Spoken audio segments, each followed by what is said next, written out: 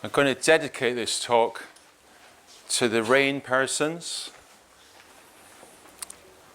the cloud persons, and the sunshine persons. I'm going to dedicate this talk to the local fields, the local forests. I'm going to dedicate this talk to the local grasses and trees, bugs, birds, grass snakes.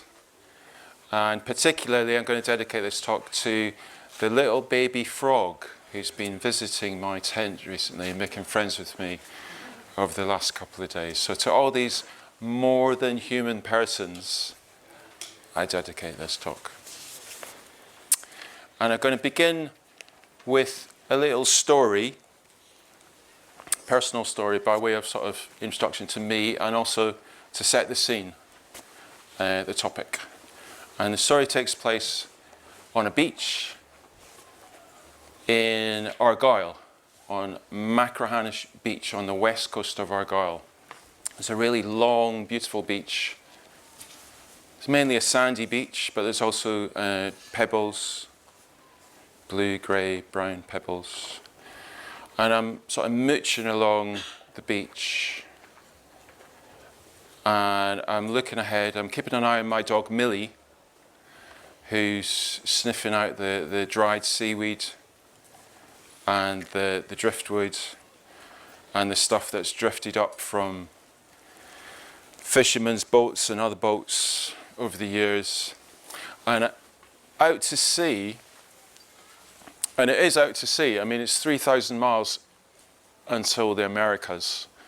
There's a lot of sea rolling in. But out to sea, I'm keeping my eye out because I've seen on Google Images photographs of dolphins leaping off Machrihanish Beach.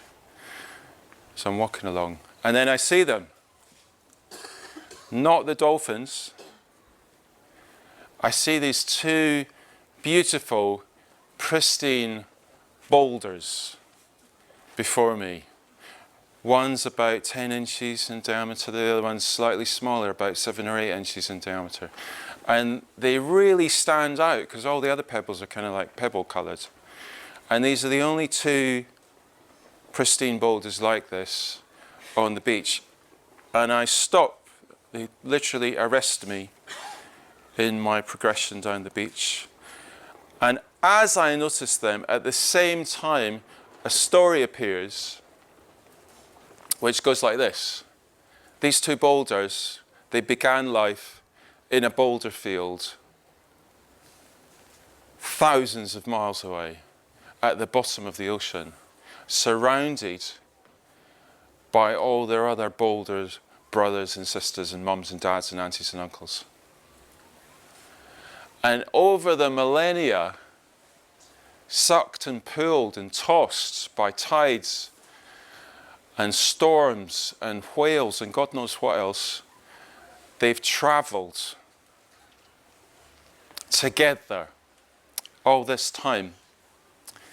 And they've washed up on this beach before me. But what particularly strikes me about this story is that they're still apart.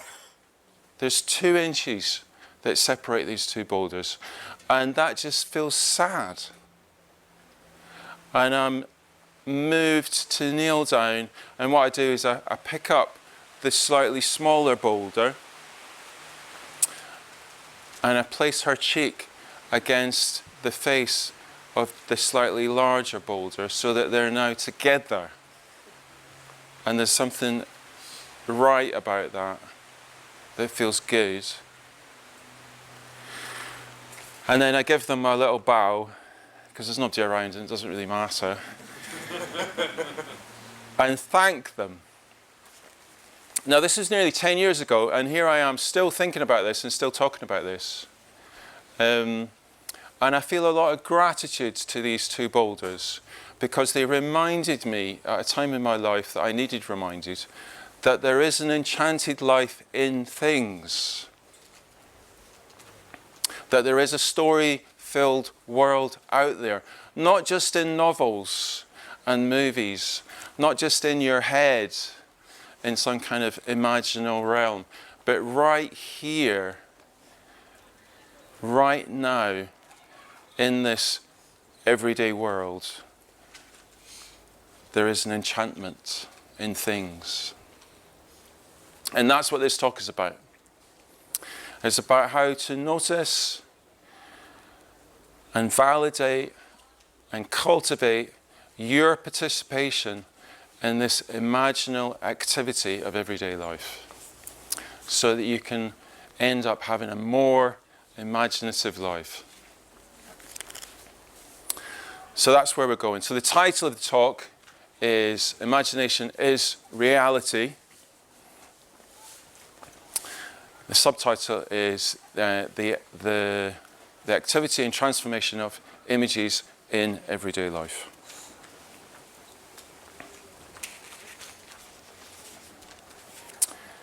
So, as Stephen mentioned, I'm a psychotherapist, and I've written a book called Waking Dreams, Imagination in Psychotherapy and Everyday Life.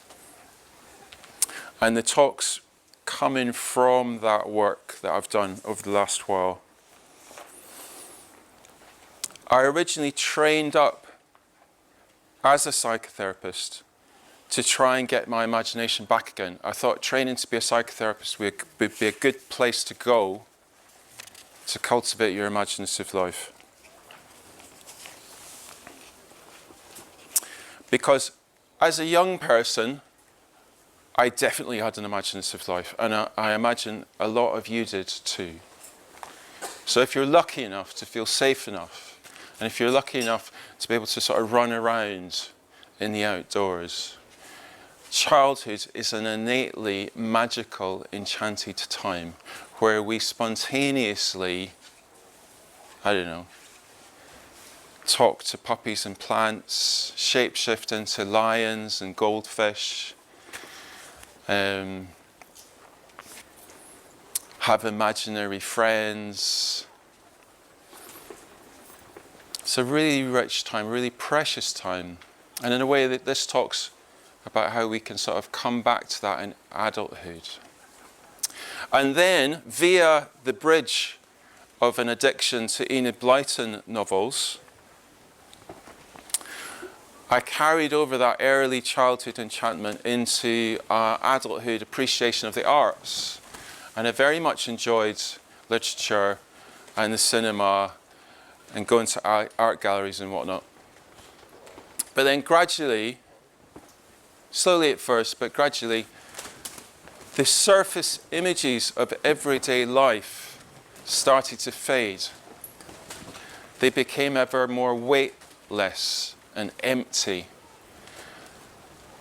And it was like the walk in the park and the chat with the neighbour over the garden fence and the cat sitting high up in the tree weren't really impinging on me anymore. I was feeling ever less moved by the activity of images in the world. Basically, I was depressed, if not quite badly alienated. So I thought, I want to get my imagination back again. I need to do something about this. I don't think this is inevitable. So I tried things. And one of the early things I did was all this. So I was attracted to Buddhism for lots of different reasons, partly because I was depressed. But I was also really pleased to find an appreciation of the arts, an appreciation of images, basically, visualizations, ritual. And there's a whole discourse in the order and the movement around the imagination. And yet, my imaginative life was kind of in a holding pattern. It maybe wasn't getting worse, but it wasn't getting better. So then I built in psychotherapy. So I went to train to be a psychotherapist. So like I say, I thought that would be a good place.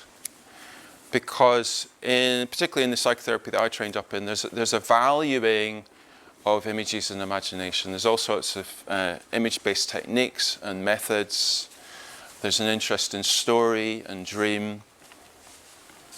And when I was training to be a psychotherapist, we made masks, we were doing psychodrama, all sorts of things.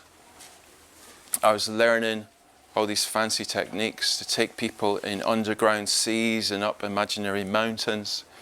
But that wasn't really helping either, and that was freaking me out. That was a problem, because it begs the question: why are these philosophies and practices that value imagination and very much like apply imagination not helping me become more imaginative? So here's the thing. It's actually three things. So there's three assumptions or three emphases in these philosophies and practices that I've seen anyway, that subtly undermine your imaginative life. So I'll list these three things, and then we'll get into the antidote. How to build it back better, as they say.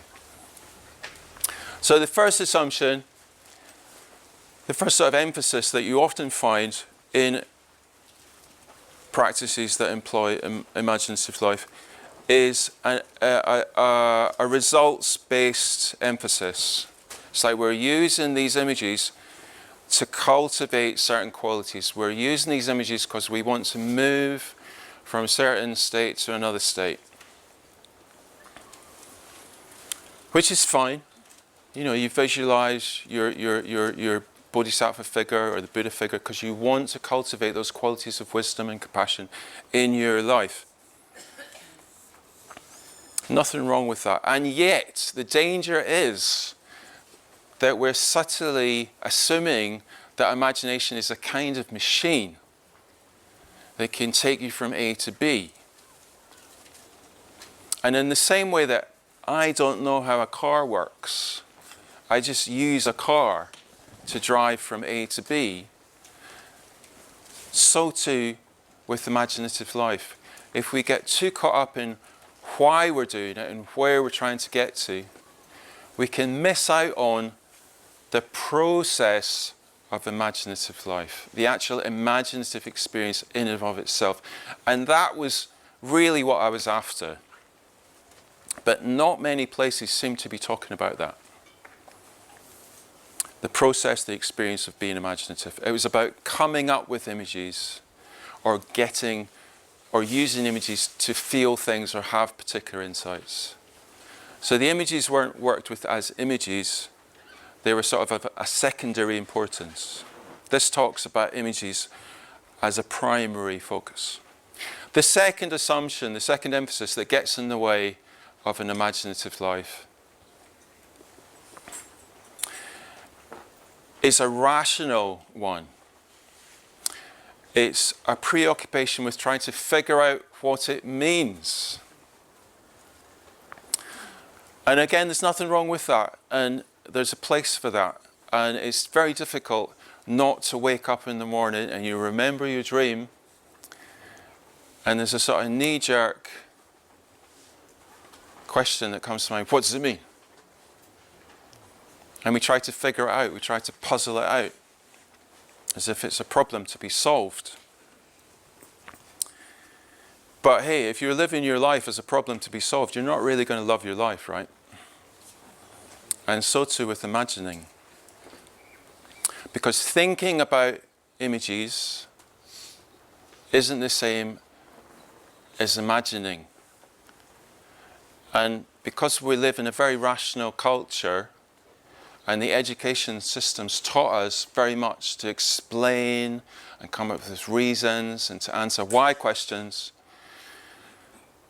the danger is when we get into trying to puzzle out what the images mean, that eclipses the imaginative experience. It eclipses the imaginative process, pushes out imaginative life, and you end up with a bunch of ideas. But ideas are not images, as we'll see.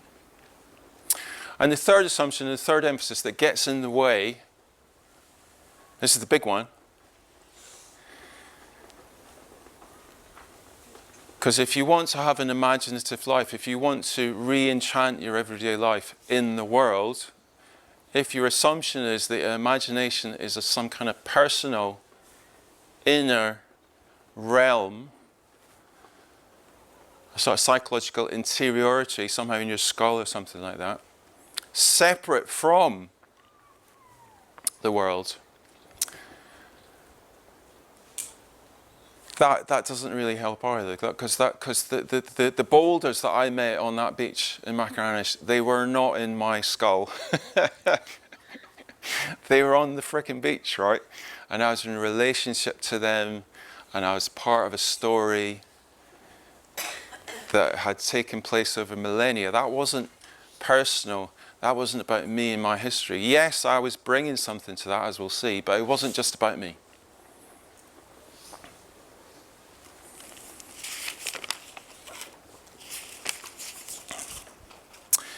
So, we're going to, for the rest of the talk, we're going to get into some important questions. What is imagination? If it's not this inner imagination. What are images? If they're not ideas. And what is this process of imagining, and how can we cultivate it in our everyday lives? And I'm going to do that by running through 4 what I think are key aspects to imaginative experience. And I'm going to build up a description of these 4 aspects from the experience of imagining, because this is the thing, a lot of the theories and assumptions about imagination are rather abstract, and they're not actually based on what imaginative experience is. So you don't need to take my word for it. We're going to test it out here with our sit-in image. Tara's turned up, and we're going to explore what's happening as we look at the tanka.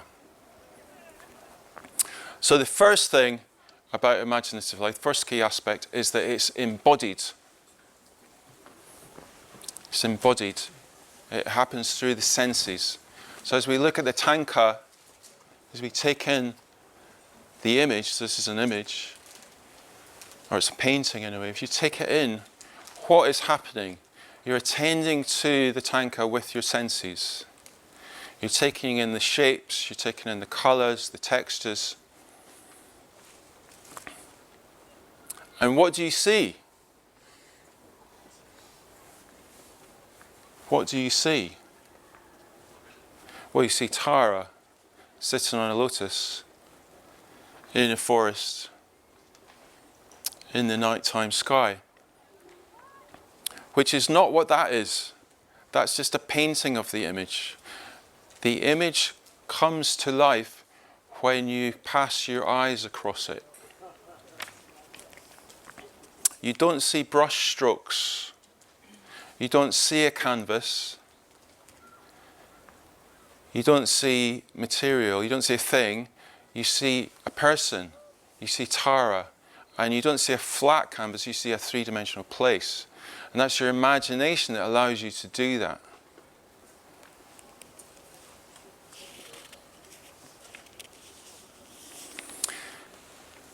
So that's the physical senses as you look at it, but also with the eye of imagination and the ear of imagination and the nose of imagination, you might hear sounds in the painting that are not physical sounds. You might smell the perfumes in the painting that are not physical perfumes. So there are these imaginal senses that get activated by and through the physical senses. So here's my first quote from the philosopher David Abram. That which we call imagination is from the first an attribute of the senses themselves. Imagination is not a separate mental faculty, but is rather the way the senses themselves have of throwing themselves beyond what is immediately given.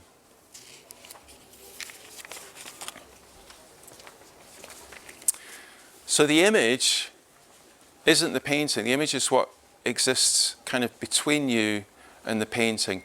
You don't project Tara onto the painting because it's not a blank screen.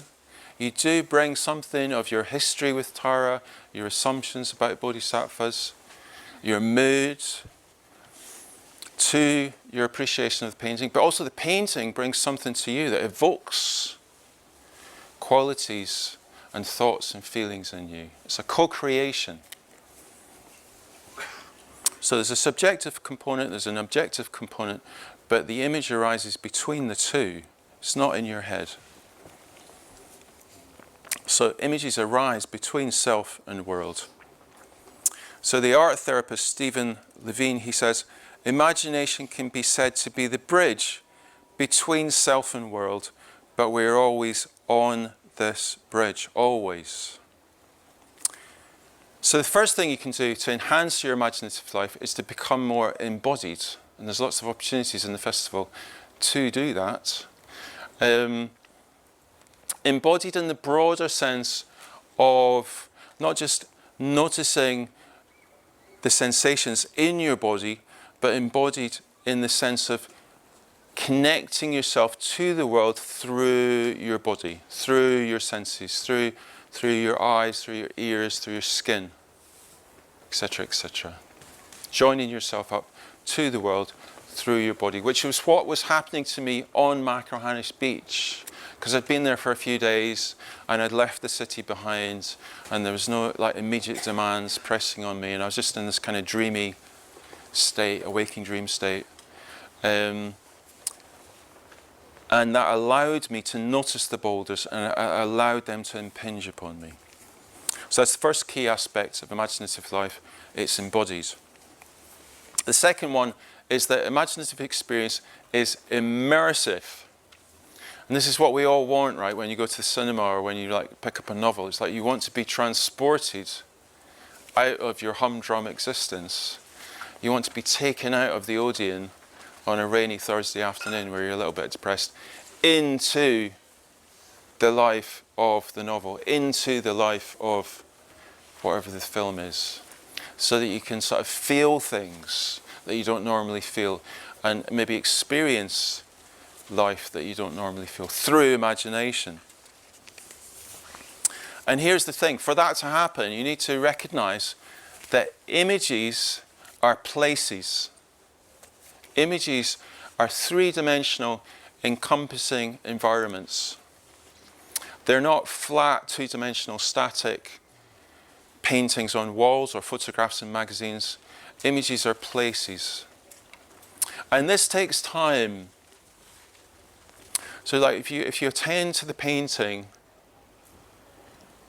for 30 seconds, that's maybe not going to happen. And that happens in art galleries because you get a bit frustrated and you're caught up in your manic life, so you then read the blurb about the painting to find out what it means, right?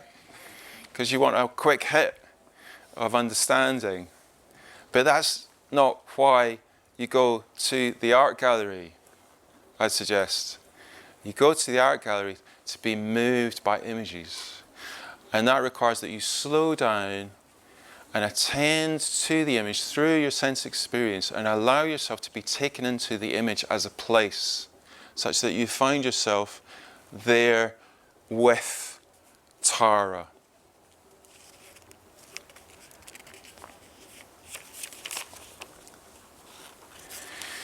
Robert Bosnak, the psychotherapist, he says, an image is a place, an environment in which we find ourselves.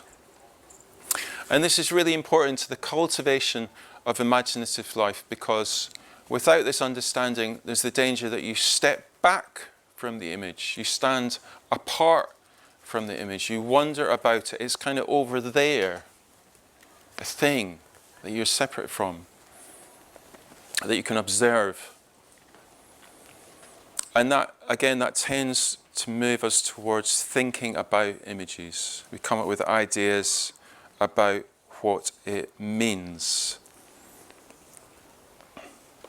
But that takes us outside the process of imagining. It's kind of like we're on the outside peering in. But if you want to have an imaginative life, you need to be inside and immersed within this ongoing process, which is happening all the time. And that's happening all the time in the sense that not just with paintings, just with movies in the cinema, but right now, right here, all the time in the festival, and every day you are imagining the world. So the novelist Philip Pullman, he writes, you won't understand anything about imagination until you realize it's not about making things up. It's about perception. Imagination isn't about making things up. It's not about the imaginary. It's about perception. Imagination is woven into how we see the world. Because when you leave the art gallery, or when you leave this tent and walk out into the festival, it doesn't really matter that the trees in the middle distance are in profile and seemingly flat. You don't think, oh, how strange, flat trees. Your imagination fills in the gaps in that sensory experience, and you live in a world with three-dimensional trees without even trying. It doesn't matter that beyond the trees you can't see the sky. You don't think, I wonder if there is sky behind those trees. I better go and make sure. I'm feeling a bit worried about that. Imagination again fills in the gaps. And you know that there's an encompassing world in which the tree continues behind the trees.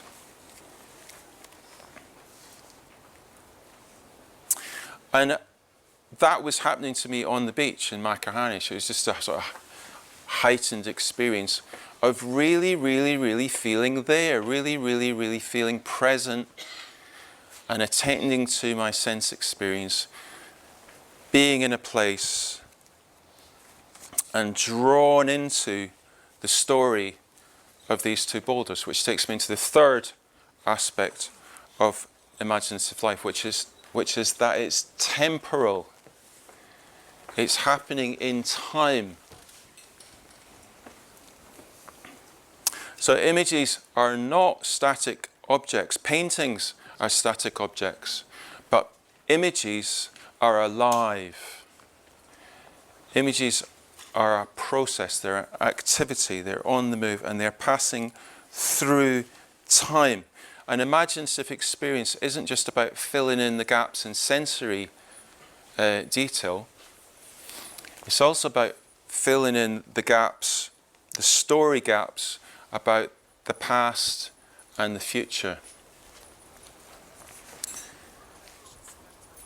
Robert Roman Neuschen, therapist, he says, between subject and object, a story appears, which is expressed in a way of seeing and of speaking about the world. Between subject and object, a story appears, which is expressed in a way of seeing and speaking about the world.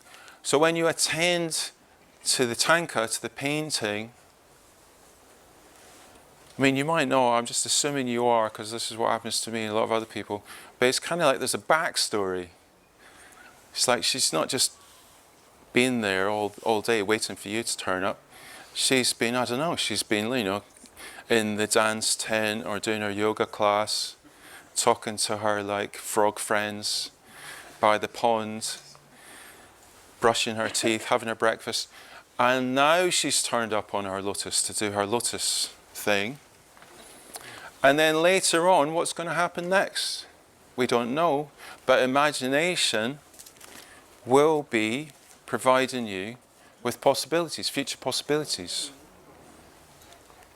So we're in the moment, yes? There's a lot of emphasis, be in the moment, like the power of now. But in this moment, we also have the past and we also have the future possibility. Within this moment, there's an awareness of having emerged from a past, and there is also the anticipation of an emerging future, and it's all happening together in imagination. And that was very much happening on Macahanish Beach, because as soon as I came across the boulders and they stood out for me, there's the backstory of all that millennia, losing their siblings, their mums and dads, and traveling all that time. And then there's the sort of dramatic tension of the moment of they're still separated by a couple of inches. And then I had a future possibility. I thought, I could bloody well sit down and solve this little situation and help out. I'm not a whale, but I can move boulders. And then I enacted that future. So as we'll see, that's a key part of imaginative life. It's what allows you to imagine the future. It's what allows you to conceive of new possibilities. The fourth aspect of imaginative life is animism. Animism is the attribution of personhood beyond human persons to the frog persons, the tree persons, the sky persons, the river persons, and the boulder persons. There's something inherently animistic about imaginative life. You can't but not see persons in the world when you're being imaginative. As James Hillman, the therapist, writes, personifying is going on all the time. So again, this painting is just an object. It's just a bit of canvas and some paint, some ink. The image that arises as you attend to this object is of a person. Now you might think that's because somebody's drawn a person on the tanka. But I'd like to suggest that even if Tara wasn't there, it was just like the seat, it was just the lotus, an empty lotus. Your imagination would bring to mind who's going to sit on the lotus. Because you just can't but not imagine persons. An imaginative life on the beach there in Machrihanish takes us back to our animistic ancestral past. Because for 99% of our time on the planet as human beings, we've been animists. I mean, animism is a sort of pejorative term coined by Victorian anthropologists to describe primitive peoples who believed in spirits. Okay, but that's not how I'm using it. I'm using it in its sort of contemporary sense. It's sort of had a rehabilitation, sort of new animism, to describe how things are, which is that there is something inherently personificatory, to coin a word, about human life. So the philosopher David Abraham, second quote from David Abraham, we like David Abraham.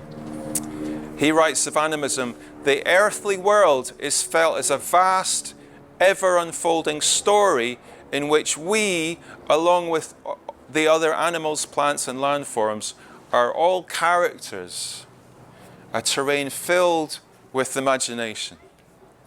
So in the same way that we just take for granted reading books, because that's animism, so like you cast your eyes across the page and you see ink characters, and what happens?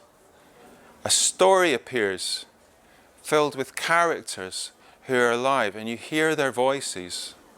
Okay? In the same way that we read each other's faces, and I'm reading your faces to make sure you're paying attention, and you're reading my face, God knows what you're seeing in my face. That's animism too. So I'm assuming that you're persons with faces, and hopefully you're imagining me not as some kind of talk machine that Buddhist's wound up with some kind of rebooted AI program. I am a person.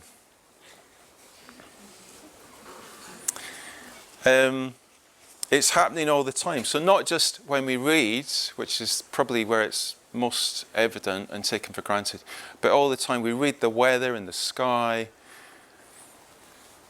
We're reading the world all the time, and we can cultivate our imaginative life by attending to this, noticing it, validating it, not taking it as a sort of silly, make-believe, childish thing, but like enhancing your imaginative life by allowing yourself to perceive the people all around you, the non-human persons, as well as the human persons.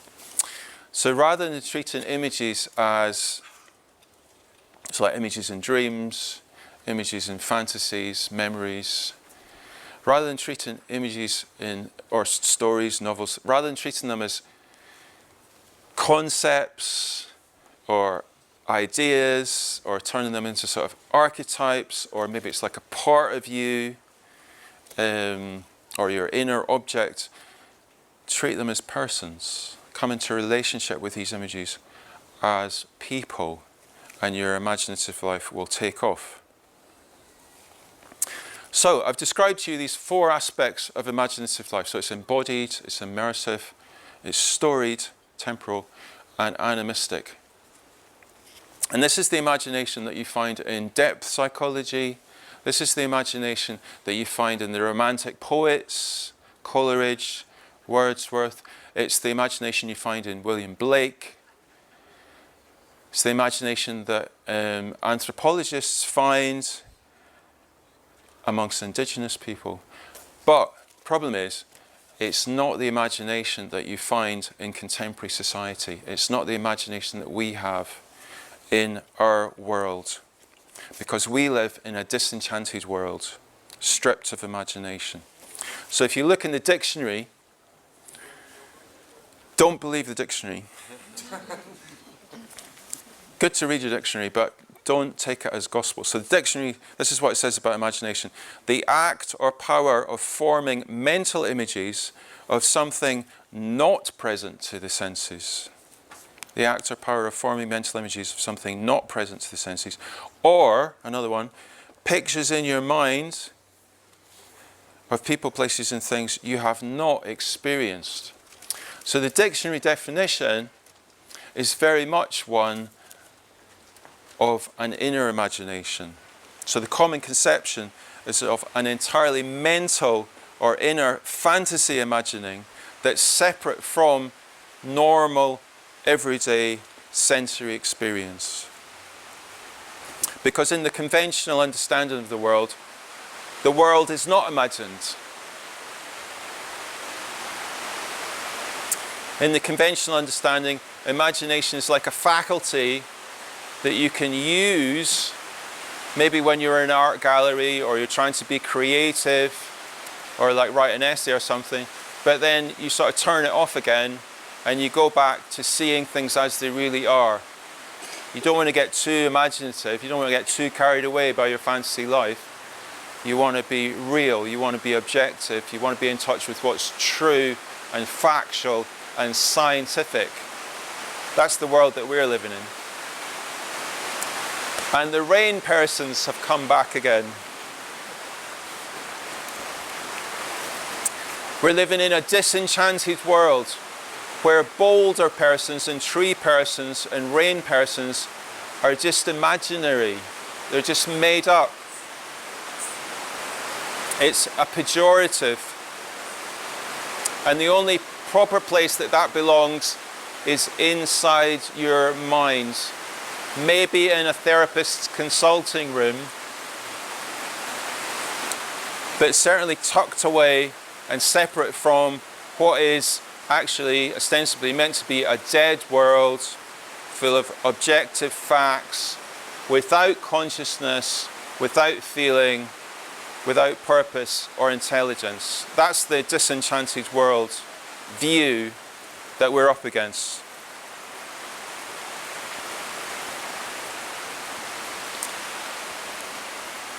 The problem of which is that it numbs us, it sort of psychologically numbs us to the ongoing devastation and violence being enacted in the world today, which I'm sure you're aware of. I'm just generalizing.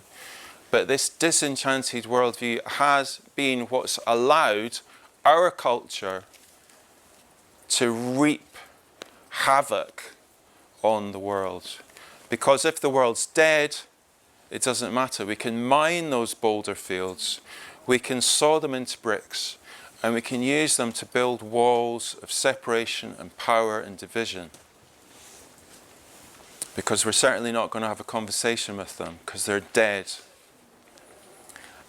And that's not just a personal problem. The loss of imaginative life is not just a personal issue, it's a collective issue. So check this out. So there's this like wild French essayist called Annie Lebrun, and she writes, "The assault by the modern world on dream and imagination is a calamity that, while seemingly minor in appearance, is in fact the greatest problem of all, because it makes possible all the other devastations threatening our world today." So the alienation, the disembodiment, the fragmentation, the manic pace of modern life, all those emails and tweets and phone calls and likes and shares, all that toxic noise and light and food, the disconnection from meaningful work and community, an education system that forces children indoors into small chairs under desks for years and years and years on end, is undermining the embodied and patient and joined up participatory life that we need to have a fulsome imaginative life.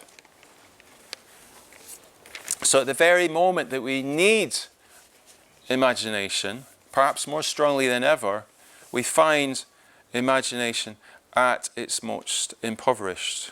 Because how we talk about the world, how we respond to these problems,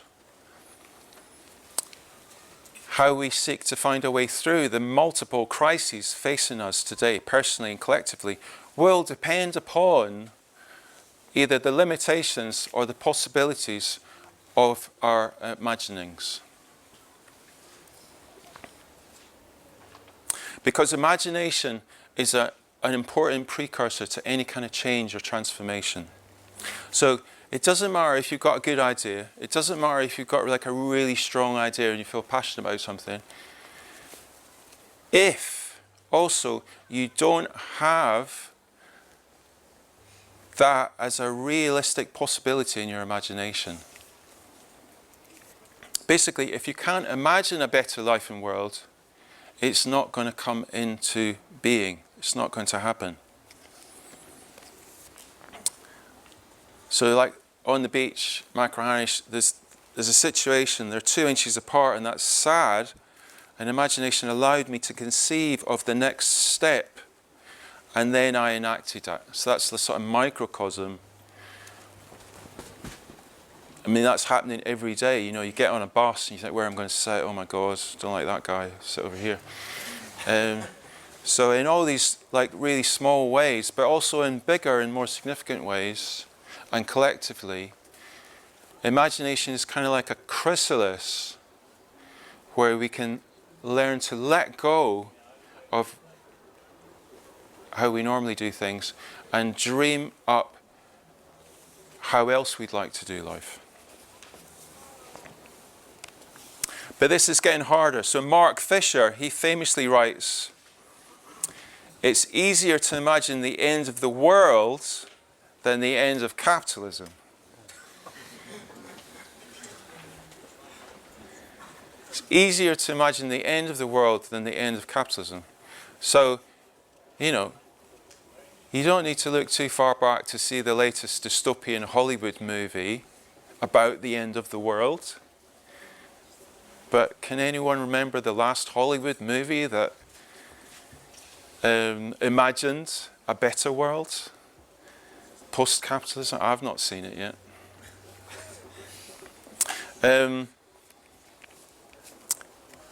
Why is it easier to imagine the end of the world than the end of capitalism? Because what's valued in our culture isn't images, but ideas. What's important are the facts. What's important is the data. And we want to measure things and collect the data and use that to come up with the right theory that's based on science. And all that intangible, metaphorical, dreamy stuff that you can't pin down and put in a box and put a number to, that's not going to help us. We need the facts. But the problem is that the facts are not enough to base your life upon, because we know the facts. And there's more and more and more data telling us, and we even have good ideas about what to do. It's not that we don't know what the solution is, but it's not happening because we can't imagine it as a realistic possibility.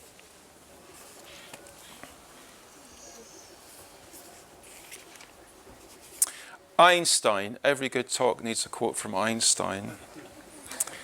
A theory can be proved by experiment, but no path leads from experiment into the birth of a theory.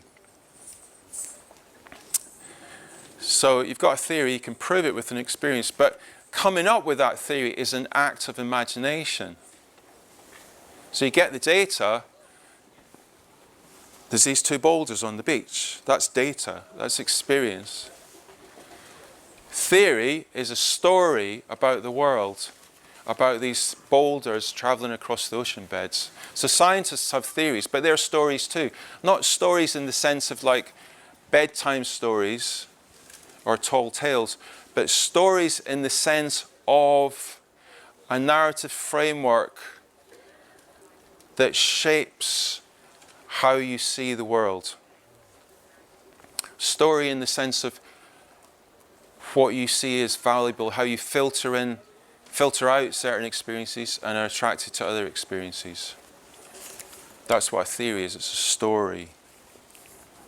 It's just that scientists, or some scientists, don't think they're stories, they think they're the truth, facts, reality. But James Hillman, bless him, he says, when you start to talk about truth, fact, reality, science, that's the story that you no longer realize is a story. That's the myth that you're in. So the myth that you're in, that you don't realize is a myth, that you don't realize is a story, is the one that you say is a true one. Like Richard Dawkins. Little dig to Richard Dawkins there. Yeah. So, in this wider sense, the cultivation of imaginative life is not a pejoratively romantic or a regressive return to childlike innocence, but a remembering and renewal in mature adult life of an imaginative ability at the beating heart of human potential. It's kind of like who we are. We're imaginative beings. And while different perceptions of paintings perhaps don't really matter, we'll all see Tara in slightly different ways, and that's fine, and not a surprise.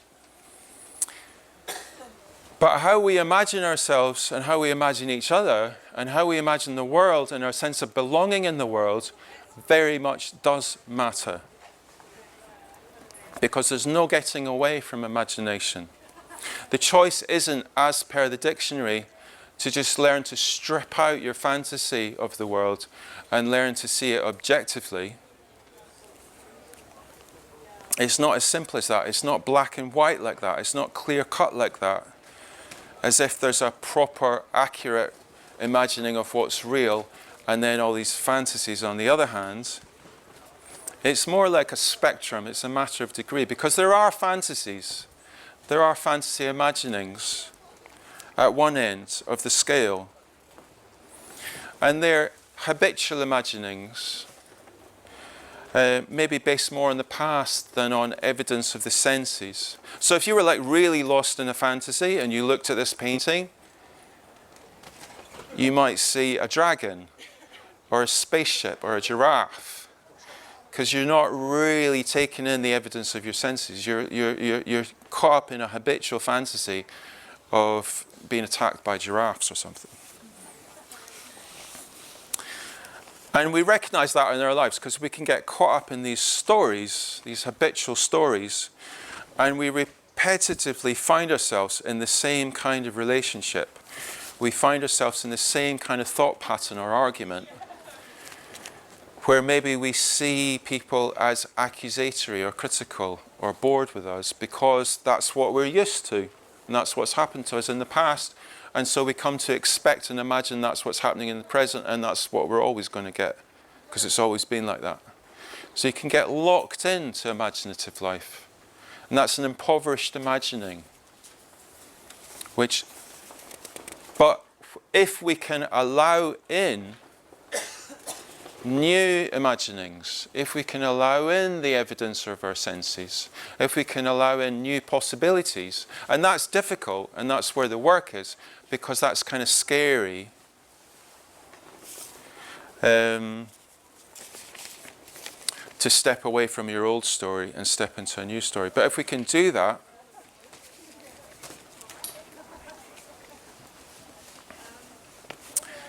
we cultivate imaginative life. An imaginative life that isn't separate from what's real, but an imaginative life that directly takes us into contact and brings to expression the realities in the world. An imagination that isn't just personal and subjective on the one hand, separate from some kind of objective and dead world on the other hand, but an imagination that inhabits this intermediate, ambiguous, metaphorical space, which is life, which is imaginative life. So it's an imagination that returns us to a recognition of these in-between spaces. Because that's the other problem with this disenchanted world. You've not got that as a category of thought. Because you've only got subjective and objective. And if it's not in the objective world, it has to be in the subjective world. But in pre-modern cultures and indigenous cultures, they have a third category of thought, which lies between person and world. A zone of porous exchange within which images and stories arise. So, in conclusion, coming to the end, in this broader sense, imagination and story are not mere dreams and fantasies of minor importance. They are perhaps of the most importance of all.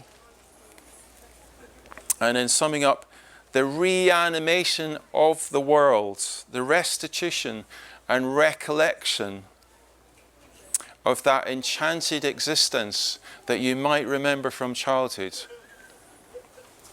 of a world inhabited with human persons and also non-human persons.